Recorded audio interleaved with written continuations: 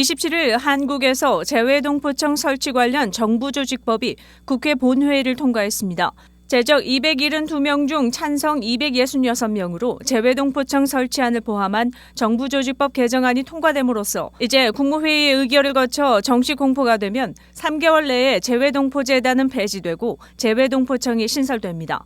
재외동포청 설립추진단 단장인 국민의힘 김석기 사무총장은 윤석열 대통령의 강한 의지로 동포들께 했던 약속을 지킬 수 있어 매우 기쁘다면서 앞으로 해외에 거주하는 동포의 권익 향상을 위해 더욱 노력할 것을 다짐한다고 말했습니다. 김 의원은 향후 동포들이 윤 정부에 대한 지속적인 지지와 성원을 해줄 것을 당부한다고 덧붙였습니다. 한편 이번 정부 조직 개편안에 국가보훈부 승격도 포함됐습니다.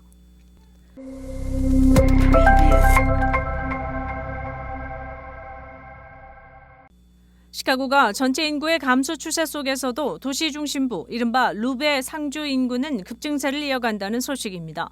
시카고 룹 얼라이언스 CLA가 24일 공개한 최신 보고서는 팬데믹 기간 룹 인구가 크게 늘었고 지금도 도시 어느 지역보다 빠른 성장세를 보인다고 전했습니다. 룹은 시카고시의 77개 커뮤니티 중 하나로 도심의 사방으로 둘러싼 고가철로 안쪽의 번화가 그리고 주요 비즈니스 구역을 지칭합니다. 현재 룹의 상주 인구는 약 4만 6천 명으로 2020년 4만 2천여 명보다 10% 정도 늘었습니다.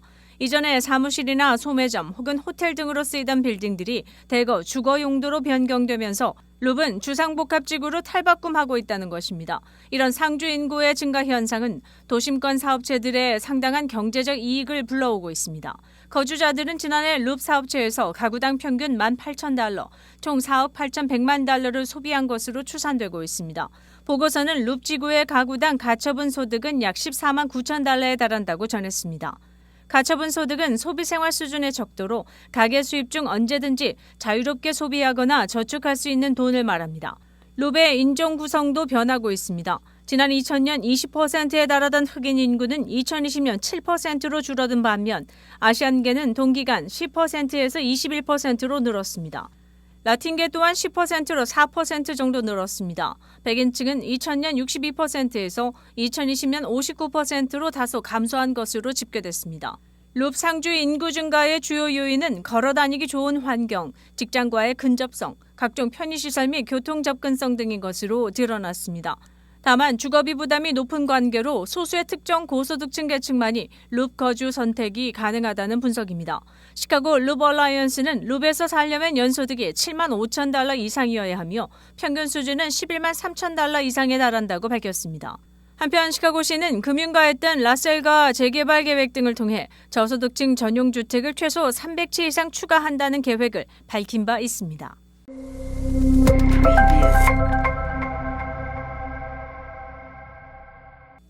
한국 치킨 업계가 최근 LA는 물론 뉴욕과 시카고 등의 스토어를 늘려가면서 K치킨의 각축장이 되고 있습니다. LA는 한국에서 1위를 고수하는 BHC 치킨이 미국 시장 공략을 위해 1호점을 여는가 하면 BBQ 치킨, 교촌 치킨, 페리카나 치킨 등이 미 주류 사회 및 한인 고객들의 입맛 사로잡기에 도전장을 내고 있습니다.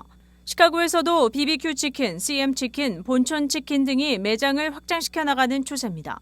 프랜차이즈 스타일의 이런 매장들은 시카고 로컬에서 자생한 치킨 비즈니스들과 치열한 경쟁을 벌이는 구도입니다. BBQ 치킨은 미국 시장을 포함해 전 세계에서 2030년까지 5만 개 매장 오픈을 목표로 하고 있습니다. 미국 내 넘버원 브랜드로 자리 잡기 위해 더욱 공격적인 시장 개척에 나선다는 계획입니다. 나이스, 샴버그 등 서버브 등지로 확충 중입니다. 본촌치킨은 2006년 미국에 진출해 현재 118개 매장을 오픈한 것으로 알려진 가운데 로컬에서도 글렌뷰를 비롯 스코키 그리고 차이나타운 등에서도 영업 중입니다. CM치킨도 글렌뷰를 시작으로 링컨우드, 버팔로 그로브 등지로 확장해 가는 추세입니다. 최근 LA에 매장을 연 페리카나 치킨은 1982년 한국 대전에서 첫 문을 연 이래 주로 남가주를 공략하며 스토어를 늘려가고 있습니다. 교촌치킨의 경우 6개국에서 67개 매장을 운영하는데 미국 법인을 통해 LA 지역에만 매장 3개가 운영됩니다. 하와이에도 오픈 준비 중으로 알려져 본토 내 가맹 사업을 확대해 나간다는 방침입니다. 건강식을 찾는 사람들을 공략하는 K치킨 업체 사이에 경쟁 축소판이 시카고를 비롯한 미주 대도시에서 활발히 전개될 양상입니다. 윈티비 채널 24.5는 안테나를 통한 공중파 방송을 통해 시청할 수 있습니다. 인공지능 AI가 현실로 다가오면서 이것이 인류에 도움이 될 것이라는 무조건적인 믿음은 오히려 줄어드는 것으로 나타났습니다. 워싱턴 포스트지는 퓨 리서치 센터의 여론조사에서 일반 대중은 AI 상용화에 열광하는 빅테크 업체와는 달리 AI를 더 신중하게 바라보는 것으로 나타났다고 전했습니다.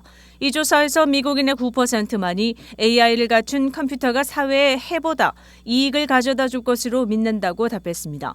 이는 AI가 현실보다는 공상과학에 가까웠던 1987년 조사에서 같은 물음에 5명 중 1명이 AI가 인류에게 득이 될 것이라고 답한 것을 고려해 본다면 현재는 사람들의 신뢰가 크게 떨어졌음을 보여줍니다.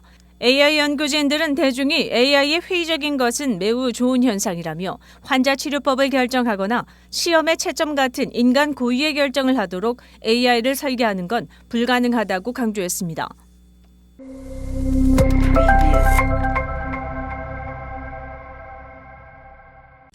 심각한 고인난으로 노동자들의 협상이 커지고 노동조합 설립 움직임이 널리 확산되면서 지난해 노동자들의 파업 건수가 전년 대비 50% 이상 급증한 것으로 밝혀졌습니다. 코넬대 산하 노사관계 노동자 연구소 보고서에 따르면 작년 미 전역에서 417건의 파업과 7건의 사업장 폐쇄 등 총 424건의 조업 중단이 발생했습니다. 이는 2021년 조업 중단 279건에 비해 약 52%가 늘어난 것으로 노동자의 협상력이 증대되고 있음을 보여준다는 지적입니다. 보고서에 의하면 조업 중단 참가자 수도 14만 명에서 지난해 22만 4천 명으로 60% 늘어난 것으로 집계됐습니다. 조업 중단 건수 기준으로 가장 비중이 큰 업종은 호텔과 요식업체로 34%에 달했습니다. 스타벅스나 아마존 노동자들의 노조 조직 운동도 한몫했습니다. 파업의 원인으로는 임금 인상이 가장 많았고 보건 안전 문제가 뒤를 이은 것으로 나타났습니다.